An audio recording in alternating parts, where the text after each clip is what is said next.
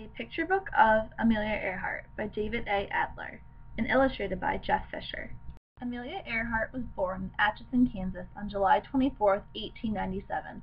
Her parents were Edwin Earhart, a lawyer for a railroad, and Amy Earhart, the daughter of a wealthy judge. Amelia was not a quiet schoolgirl. She threw mud balls, jumped over fences, played baseball and football, and shot her own .22 rifle to rid the family's barn of rats. When she was 7, she made her own roller coaster using fence rails and a pair of old roller skates. Although other girls their age wore long, ruffled dresses, Amelia and Morel Earhart often wore loose-fitting pants called bloomers. The Earhart girls' behavior was shocking to some people, but Amelia wrote later, "Some elders have to be shocked for everyone's now and then." Amelia was 11 years old when she first saw an airplane. It was 1908, 5 years after the Wright brothers made the first successful flight. Amelia wrote that at that time she thought it was just a thing of rusty wire and wood, not at all interesting. After high school, Amelia went to the Ogden's School in Pennsylvania. Amelia was tall and thin. In a letter to her parents from school, she drew a sketch of herself, dressed in a suit with a pleated shirt, and wrote, "I look like a broomstick wrapped round and round." And she wrote, "Did I tell you I have a reputation for brains?" Amelia spent Christmas 1917 with her sister in Toronto, Canada. There she saw soldiers who had returned from the First World War. Years later she wrote, "For the first time I realized what the World War meant. Instead of new uniforms and brass bands, I saw only the results of 4 years' desperate struggle, men without arms and legs, men who were paralyzed, and men who were blind." Soon after the holiday, Amelia quit school.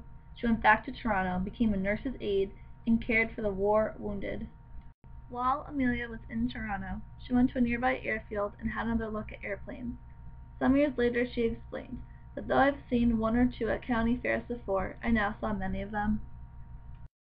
After the war, Amelia studied automobile engine repair. The next year she took courses in New York City at Columbia University and Barnard College. At first she was preparing to study medicine. Later she decided to do medicine research. After the school year ended, Amelia went to be with her parents, who had moved to California. On Christmas Day 1920, she went to an air show, and 3 days later she paid $1 for a 10-minute air ride. As soon as I left the ground, she wrote, "I knew I had to fly." In January 1921, Amelia took her first flying lesson. In July, she bought her first airplane. Flying wasn't as safe as it is today. Airplanes were powered by small engines. Amelia had several crash landings. Once she was thrown into an open field. In May 1927, Charles Lindbergh became the first to fly across the Atlantic Ocean. The next year, Amelia Earhart became the first woman to make the flight. She was co-passenger aboard an airplane named Friendship. In June 1928, Amelia, Bill Slovitz, and Clem Gordon climbed into the Friendship. While Slovitz flew the plane, Amelia checked maps and kept a record of their speed and altitude. On June 18, 1928, after 20 hours and 40 minutes in the air, the plane landed in the water in the harbor of Bury Port, Wales. When the 3 flyers returned to New York, they were given keys to the city. They were driven in open cars in a parade down Broadway. People leaned out office windows for a look and threw down confetti to celebrate. Amelia Earhart was the first woman to fly across the Atlantic Ocean. She was a heroine. Amelia Earhart took off in a red and gold single-engine airplane from Newfoundland on May 20, 1932. She flew through strong winds, heavy rain, and thick clouds, often with the wings and the windshield of her airplane covered with slush and ice, until she landed the next afternoon in the pasture in Northern Ireland. Amelia Earhart had other flying adventures. In January 1935, she became the first to fly from Hawaii to California. With that flight, she also became the first to fly alone across both the Atlantic and Pacific Oceans. In April, she became the first to fly alone from Los Angeles to Mexico City. In 1937, she planned to fly around the world. When she was told the flight was dangerous, Amelia said, "I've wanted to do this flight for a long time." On June 1, 1937, Amelia Earhart and her navigator Fred Newen began the trip. They flew from Miami, Florida, to San Juan, Puerto Rico. They flew to South America, then to Africa, India, Burma, Thailand, Singapore, Indonesia, Australia, and New Guinea.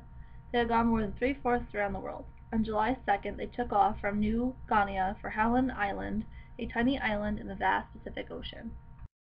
They never made it back. Amelia Earhart and Fred Newen disappeared somewhere in the Pacific Ocean. There was an enormous search, but they were never found. Before she was lost, Amelia wrote to her husband, "I'm quite aware of the hazards. I want to do it. Women must try to do things as men have tried.